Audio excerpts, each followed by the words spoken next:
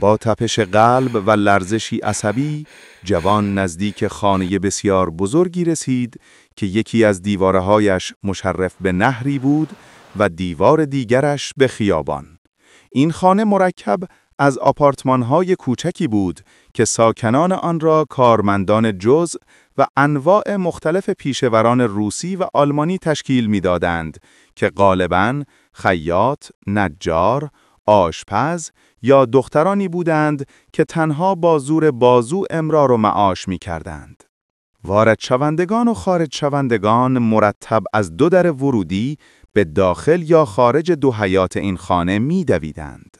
خانه مزبور 3 یا 4 دربان داشت. جوان از اینکه با هیچ کدام آنها برخورد نکرد، بسیار خوشنود بود و بدون سر و صدا فوراً از در ورودی به طرف راست پیچید و به 2 از پله‌ها بالا رفت. راه پلکان باریک و تاریک بود و راه آمد و رفت خدم محسوب میشد. اما دیگر همه اینها را میدانست و آموخته بود و از آن خوشش میآمد، چون در این تاریکی حتی نگاه شخص کنجکاو هم بی خطر بود. هنگامی که به طبقه 4 رسید، بی اراده با خود اندیشید: من که در این موقع چنین میترسم، پس اگر واقعا طوری پیش میآمد که به اصل کار میرسیدم چه میشد؟ در اینجا باربرانی که از سربازان بازنشسته بودند و مبل‌های یکی از آپارتمان‌ها را بیرون می‌کشیدند، راه او را سد کردند. از پیش می‌دانست که در این منزل یکی از آلمانی‌هایی که کار اداری داشت با خانواده خود ساکن بود. اما گویا اکنون اسباب کشی می‌کند. بنابراین در طبقه 4 و در این محوطه تا مدتی فقط منزل پیرزن اشغال خواهد بود. بسیار خوب. فرصتی است. و با این فکر زنگ خانه پیرزن را زد. زنگ آهسته به صدا درآمد، چنان که گویی از حلب ساخته شده است نه از مس. زنگ آپارتمان‌های کوچک اینجور خانه‌ها تقریباً همه چنینند. جوان دیگر صدای این زنگ را فراموش کرده بود و اکنون گویا همین صدا چیزی را ناگهان به یادش آورد و خوب در نظرش مجسم کرد. یک کی خورد. این بار اعصابش زیاده از حد ضعیف شده بود. کمی بعد در به اندازه شکافی ناچیز باز شد. صاحب خانه با اعتمادی از لای در مهمان ناخوانده را برانداز می کرد. در تاریکی فقط چشمان کوچک براقش دیده می شد. اما همین که در پاگرد پله ها عده زیادی را ملاحظه کرد، جرأت یافت و در را کاملا گشود. جوان از آستانه قدم به سرسرای تاریکی نهاد که با تجربه‌ای مسدود شده و آن طرفش آشپزخانه بود. پیرزن در مقابل او بی صدا ایستاده بود و با نگاهی پرسنده به او می‌نگریست. زن نحیف و خشکیده 60 ساله می‌نمود. چشمانی تند و شرور داشت، بینیش تیز و کوچک و موهایش صاف و نامرتب بود. زلفهای بور و سفید شده او خوب با روغن چرب شده بود. به دور گردن بلند و باریکش که به پای مرغ می‌ماند، پارچه‌ای پشمی پیچیده شده و بر روی شانه‌هایش با وجود گرما نیمتنه‌ای پوستی که از کهنگی زرد شده بود آویزان بود. پیرزن مرتب سرفه می‌کرد و می‌نالید. گویا جوان نگاه مخصوصی به پیرزن افکند، زیرا ناگهان در چشمان او باز همون بی‌اعتمادی ظاهر شد. جوان که به یاد آورد باید مهربان باشد، نیم تعظیمی کرد و با عجله گفت: بنده راسکولنیکوف دانشجو هستم. 1 ماه پیش خدمتتان رسیده بودم. پیرزن که نگاه استفهام‌آمیز خود را از چهره او بر نمی گرفت، شمرده گفت: یادم هست آقا جون، خوب یادم هست که آمده بودید. راسکولنیکوف که از بی‌اعتمادی پیرزن کمی ناراحت و معتجب شده بود، به سخنان خود ادامه داد. بله، و باز برای همان کار. با احساس نامطبوع اندیشید: شاید او همیشه چنین است و آن بار متوجه نشده بودم. پیرزن ساکت ماند. گویی در اندیشه فرو رفته بود.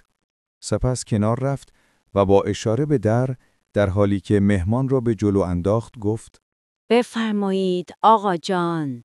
جوان داخل اتاق کوچکی شد که دیوارهایش را کاغذ زرد رنگی پوشانده بود و پشت دری نازک داشت. به روی آستانه پنجره‌هایش گلدان‌های شمعدانی قرار گرفته بود. اتاق اکنون از نور خورشید غروب کننده که بدان میتابید کاملا روشن بود. پس در آن وقت هم خورشید همینطور خواهد تابید. و با این فکر که گویی اتفاقاً از مخیله‌اش گذشت، راسکولنیکوف نگاهی تند به تمام اشیای اتاق انداخت تا هر قدر ممکن باشد وضع اتاق را بهتر بداند و به خاطر بسپارد. اما در اتاق چیز بخصوصی نبود.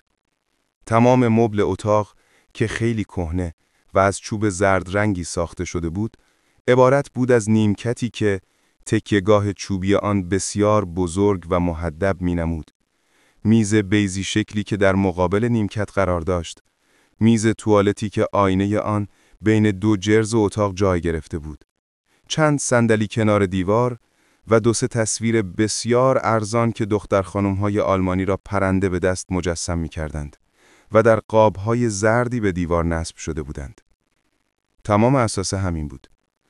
در گوشه‌ای مقابل تصویری نسبتاً کوچک پی سوزی روشن بود. همه چیز بسیار تمیز می‌نمود. هم کف اتاق و هم مبل‌ها به قدری روغن خورده بودند که می‌درخشیدند. جوان اندیشید که این کار الیزابت است. در تمام این منزل اثری از گرد و خاک دیده نمی‌شد. راسکولنیکوف فکر خود را دنبال کرد. فقط نزد پیردخترهای شرور و بدجنس چنین نظافتی مشاهده می شود. و با کنجکاوی چشم به پرده چیتی دوخت که مقابل در اتاق کوچک آویزان بود. در آن اتاق تخت خواب پیرزن و گنجینه اش قرار داشت. راسکولنیکوف هرگز تا به حال در آن نظر نینداخته بود. تمام آپارتمان شامل همین 2 اتاق بود. پیرزن چون وارد اتاق شد مانند سابق مقابل جوان ایستاد تا درست به صورت او نگاه کند و با لحنی جدی پرسید: چه می‌خواهی؟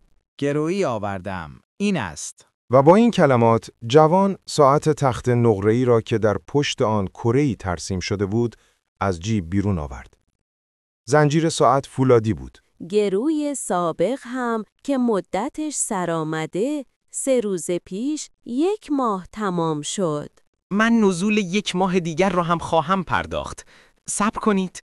این دیگر بسته به میل من است آقا جان که صبر کنم یا جنس شما را بفروشم.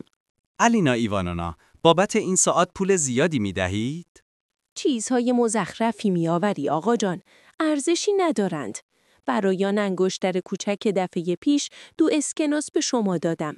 در صورتی که نوعش را نیز از ظواهر فروشی می شود به 1.5 روبل خرید. خب 4 روبل دهید. بعد آن را از گرو در می آورم. مال پدرم بود. به زودی پولم خواهد رسید.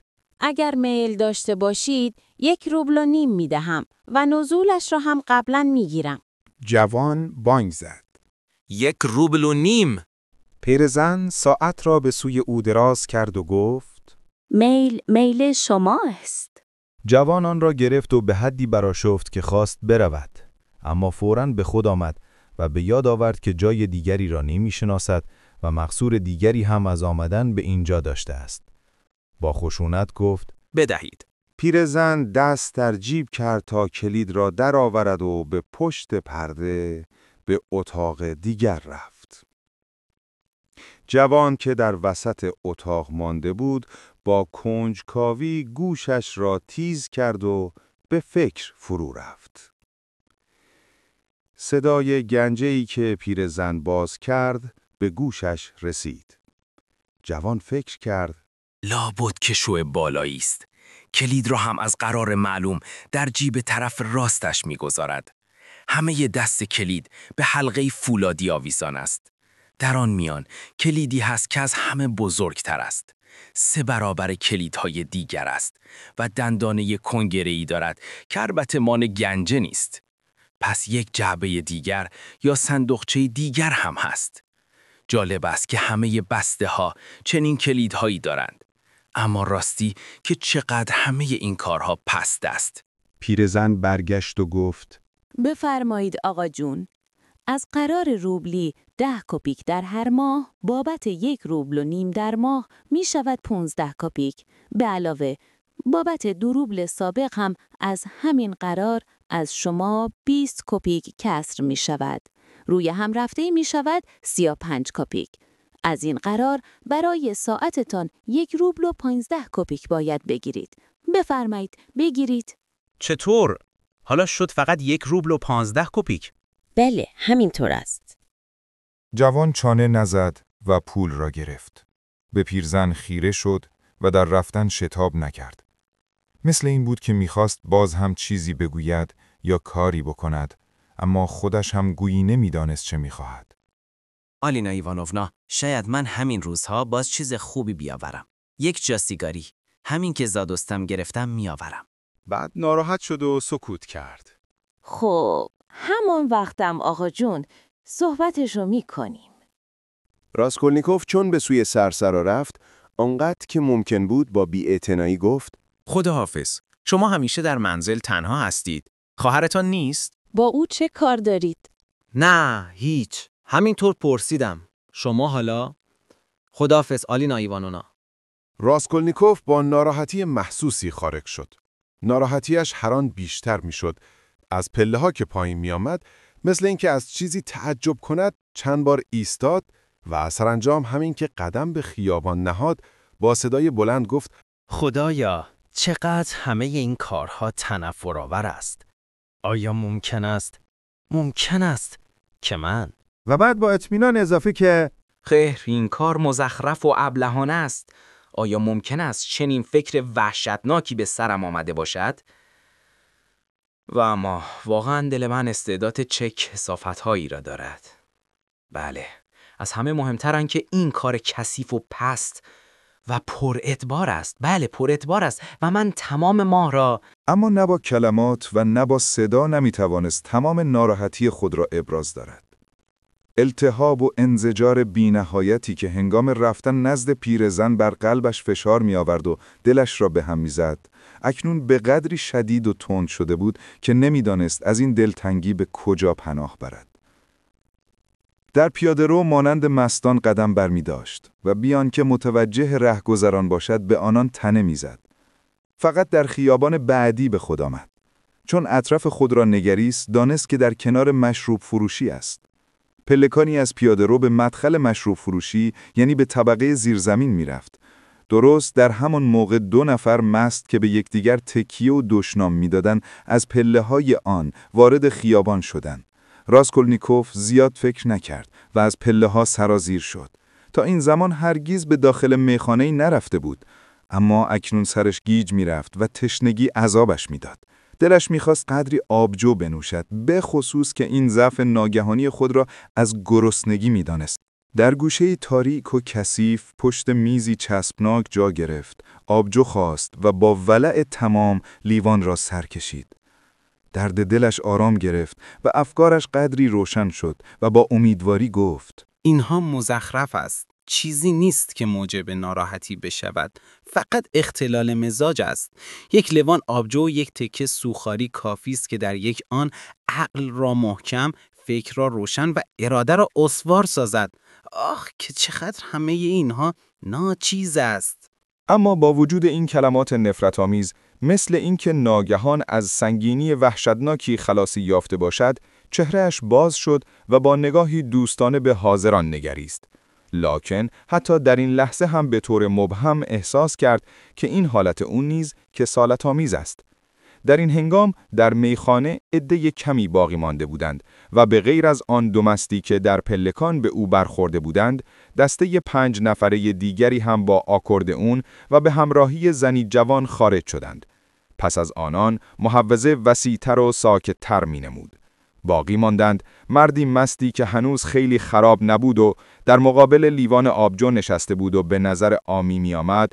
رفیقش هم که بسیار درشت و چاق و کاملا مست می‌نمود و ریشی سفید داشت، با کتی کلفت به روی نیمکت چرت می‌زد و گاه مثل اینکه در عالم خواب بشکن بزند، ناگهان سیاه مست دستای خود را از هم می‌گشود و بیان که از جا برخیزد تنه خود را بالا می‌انداخت و چیز نامفهومی را زیر لب می‌گفت و می‌کوشید اشعاری را به یاد آورد که از این قبیل بود: 1 سال تمام زنم را نوازش دادم، 1 سال تمام زنم را نوازش دادم. یا ناگهان بیدار میشد و میگفت: از پادیاچسک میگذشتم، رفیقه دیرینم را باز یافتم. اما هیچ کس شریک خوشی او نبود. دوست ساکتش به تمام این حرکات ناگهانی حتی با خصومت و بی‌اعتمادی می‌نگریست. شخص دیگری هم در اینجا بود که ظاهراً شبیه به کارمندان بازنشسته بود و به طرزی مخصوص مقابل جام خود نشسته بود و به ندرت جرعه‌ای می‌نوشید و به اطراف می‌نگریست. گفتی او هم حالتی نگران و مشوش داشت.